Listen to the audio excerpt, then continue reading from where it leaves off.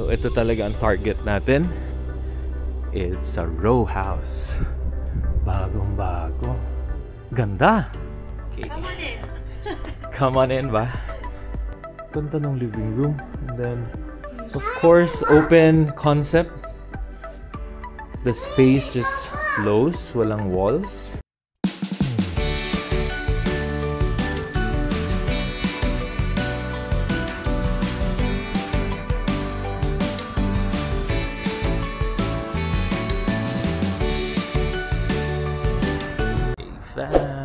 So, dito na kami ni Donna. Nauna na actually si Mami.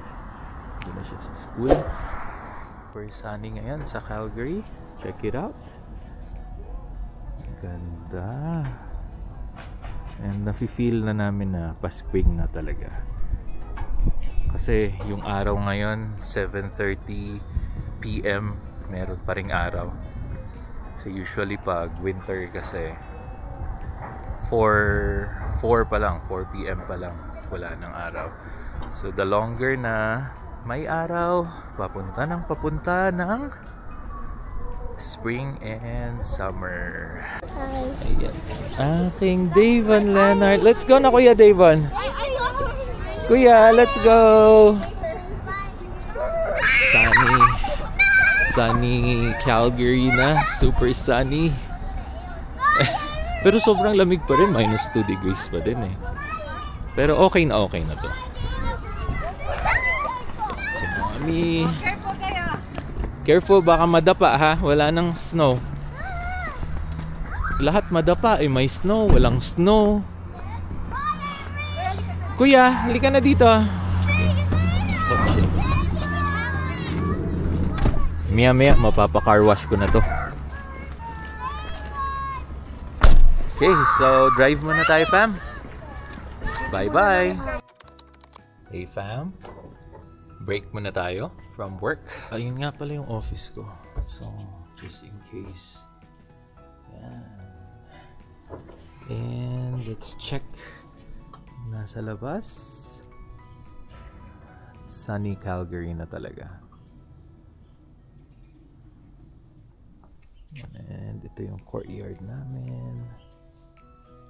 So yeah, super sunny na.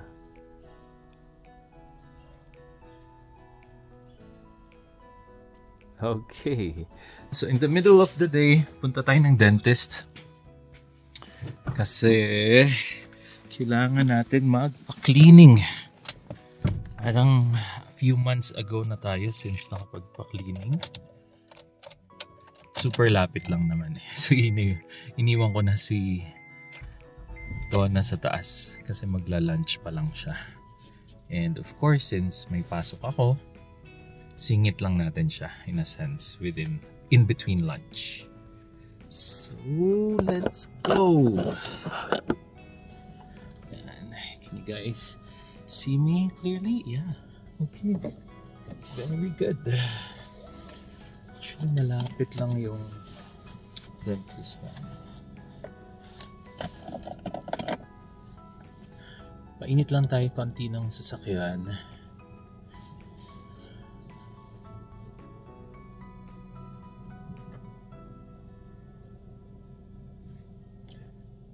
Late na kaya ako? I hope not. Di pa naman siguro.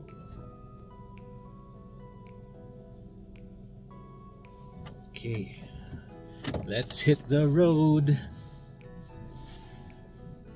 By the way, nasa dashboard lang pala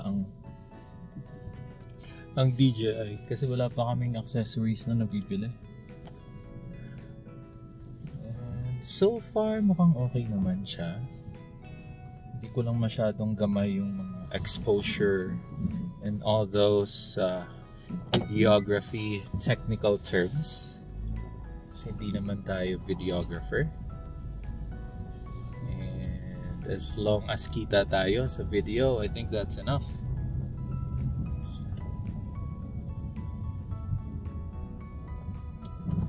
Hi fam, so kakarating lang natin dito. It's actually in Cornerstone. Malapit lang sa bahay. Wala pang 5 minutes sa bahay. So for sure, hindi pwedeng video dyan sa loob. So, iwan ko na muna. Right? So, see you later. Okay, so we're done. Cornerstone. Hi, family!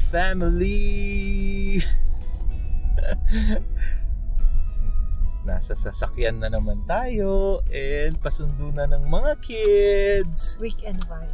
So it's Friday and super sunny. Magsispring na talaga dito sa Calgary. Grabe, anong oras na? 5? Alam niyo yung tirik ng araw, fam? Parang alas 2. Ganyan. Yung pero malamig pa rin. Mapapapikit ka talaga sa Malamig pa rin. 8 degrees now. Yeah. Tapos pag gabi, nag-aano naman yan parang 2 degrees, -2. Yeah. Pero hindi na nag-heater. I mean, kaya na. Naka-jacket ka lang, wala nang heater sa sasakyan. So, kaya na siya. So, let's check out kung ano yung pwede nating silipin today. We were actually thinking of finding an open house nearby.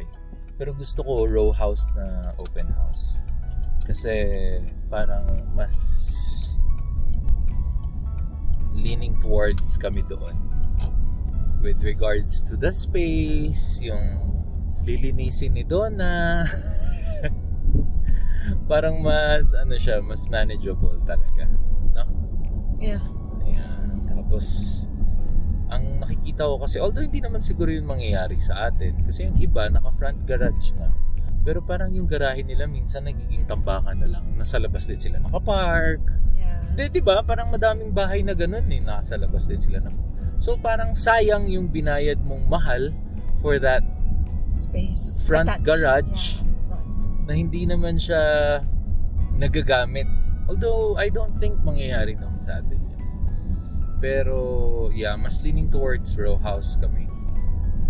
Just for the amount of space na sakto. Tsaka kung gaano lilinisin. Tapos, of course, the price. Parang ang difference ata is 200,000 eh. Yeah, 200K. Yung price eh. Na more or less, yeah, sobrang luwag na ng bahay mo pero hindi mo naman talaga kailangan. Siguro pag nandito lola, hindi, kahit na nandito ang mga grandparents, kaya pa rin yung row house eh. Yung laned house eh, kaya pa din eh. As long as, say, 3 bedrooms siya or 4 bedrooms, kaya. Or kahit na 3 bedrooms lang, tapos merong ang basement na furnished. No, not furnished. Finished. I think kaya na kahit mga 12 relatives pa ang pumunta. Kasi lalatagan mo lang ng banig yun. Kasi naka-carpet naman since finished. Banig or di banig. I mean, comforter naman siguro. Para hindi bukid sounding. Yeah. Then again, yeah, ayun yung mga thoughts namin na so Donna needs to find like an open house where we could check that out. Meron yan dito for sure. And napapunta tayo dito sa Cornerstone, Gladstone area. Ang dami pang construction dito, oh. Yes, baby. So try natin mag-check up ng Yeah. Okay. Sige, napapunta na tayo dito eh. Correct. And kuya, gusto mong makita yung makakita ng bahay na may basement? Gusto mo po yun? No, I want to playground. Oh, sige. Sige, punta tayo din sa playground at sa Good. Ikot mo na ako sa. Yeah. Sige. Look at that. Nice. So mga bagong bahay. Yeah. Super bago itong mga to. Hey fam, nandito na tayo. I think same area naman sila nung last na detached house na tinignan natin. Nasaan ba yun? Ayun. Ayun, nasa kanto. So, let's check out naman yung mga row house. So, row house or laned home ang tawag nila. I'm not pretty sure. Please, sa mga viewers, let me know if it's called a lane house or a row house. Kasi di ko masyadong alam yung definition eh. But then, ito yung walang parking or walang attached garage sa harap. Something like that. So, it's J-Man built. Tingnan natin kasi it's open house eh. So, let's check it out. Show home parking. Current mortgage rate is $399. You saved up $3,840. Here you go. Go! So, ito talaga ang target natin. It's a row house. Bagong bago. Ganda! Doon ako excited. Check natin yung basement. Okay. Come on in. Come on in ba? Perfect size to that, I think. Oh yeah. It's really nice. So pagpasok, merong, well, simple ano lang. Then meron sila dito closet, jacket. This is the living room. Ganda ng living room. And then, of course, open concept. The space just flows. Walang walls. Ito yung dining. And then this one would be the favorite of Donna. Granite. Ganda. Then mga cabinets. I like the colors. Yeah, white and gold, no? Ganda. Ganda ng white and gold din pala. Yan. Granite countertop. Parang sa atin lang naman, love. Granite countertop lahat. Then, yeah, same size ng fridge din namin. Ito parang mudroom siguro since dito palabas yung garahe. Yan. So, pakita ko yung garahe. There you go. Yan. So, meron kang garahe dyan palabas. I think 2-car garage din yan. Ganda ng window na to. Laki. Then, here would be the powder room. There you go. So again, kitchen, dining, and then that's the living room. It's ganda. So akyat tayo sa baba kasi nandun ng mga kids. May big window dito. Grabe ganda ng window. Ganda. Here. Perfect size. Perfect size ba? Yeah. And ito yung common room. Sa dinesign nila for the kids talaga. And ito yung view mo with the baby or common room, first common room. So usually nalalagyan talaga yan ng mga double garage, double detached garage. It's so dangerous. Tawag. Anong tingin mo dito, love? Ganda? Yeah, perfect size to, sabi ni mommy. See here. Hi! Let me see. And this is the other common room. Then closet naman yan. Yeah. Same view dun sa kabilang common room.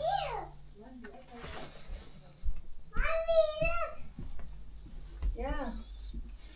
Then this one would be the common toilet. 1, 2, 3. 3-piece. What, Daddy? There's Ganda. 3 pieces. Is it nice? Is it nice? There's 3 pieces. A Ganda? bathtub here. A Ganda siya? toilet here. Okay. Daddy, why it says no toilet? Yep, no toilet. Come on. Because this is just a model house. Ito na ang gusto kong deliver. Oh, ganda nung ano nila. Oh. Mga small details. Okay, ito siguro parang linen linen closet. And then this one would be the laundry. Ito katabi, okay to. Kasi nandito na sa second floor. And then this one would be the master's. Mommy, look how tall is the It's a plant. walk-in closet there. And then check na natin yung like walk-in this. closet. Mommy. Oh, parang same no, same sa laki nung walk-in closet natin, love. See, I got the other thing. Yan siya. Quick pan ng master's bedroom nila. Very good size. Very good size. And big, awesome windows here. So, pasok na pasok talaga siya dito. Daddy, And the Daddy. And let's go to the toilet. This house is so. Oh, ito yung gusto ko, love! I know. Okay, yun yung request ko kay Donna kasi the next house that we're going to have, ayaw ko nung bathtub na shower. Kasi hindi naman kami nagba-bathtub talaga. Gusto ko shower na standing shower siya, na normal. So, ganda. Main house. Okay. Again, quick pan tayo. Yan ang master's bedroom. Then let's check out the basement.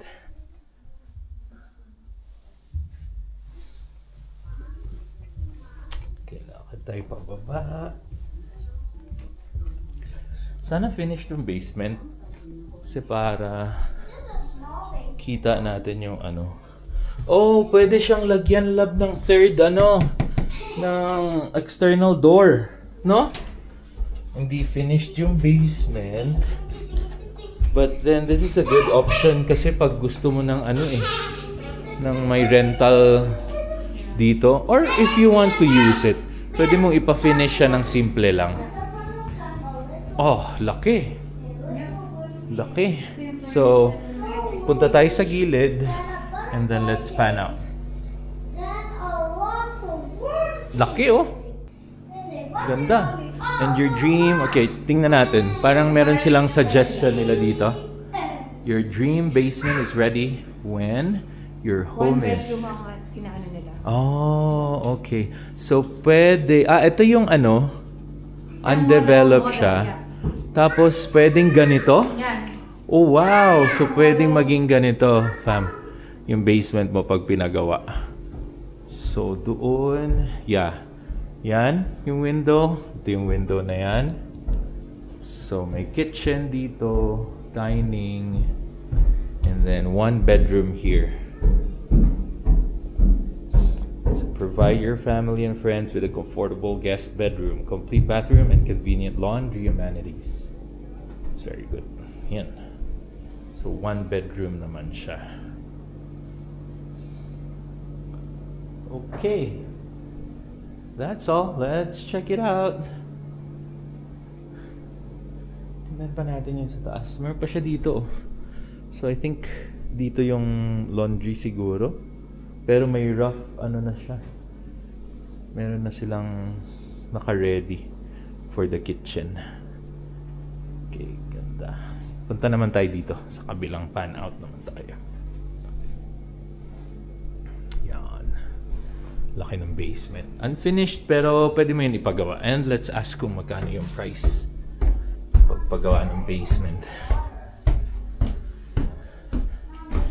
Again, pwede mo siyang option for rental. Kung hindi mo naman kailangan na. Kasi ang laki na nito eh. Okay. So again, let's check out here. Ito yung sala. Yun yung kitchen. And yun yung dining rather. And then the kitchen. Dining table. Then very good And that's size. Detached garage. Then yun yung detached garage mo. So pag sa'yo to, pwede mo yan lagyan ng fence dyan para may privacy ka. Walang pwedeng pumasok. So extra gastos yan, but then it's nice. Okay. So that's all, fam. We just wanted to check yung isang model na row house dito. So hopefully nag-enjoy kayo sa vlog namin today. Kasama ang mga kids, sumundo, the normal Buhay Canada of Alba Fambam here. And then we've added this one kasi madadaanan na naman siya pa uwi. So at least may idea tayo dun sa row house. And for mommy nga, ito yung parang ideal niya. Kasi hindi siya maliit, hindi siya sobrang laki. Manageable. Manageable talaga yung paglinis. And you have 3 bedrooms. And 3 bedrooms, you have and then basement. pwede mong ipagawa yung basement. And then ito pala siya. Yung price niya is 565,000. Okay. Oh, yung fit and finish niya is 695 actually. Pero yung parang bare is 565,000. No, And then pwede mo pang ipa-develop yung basement. no food.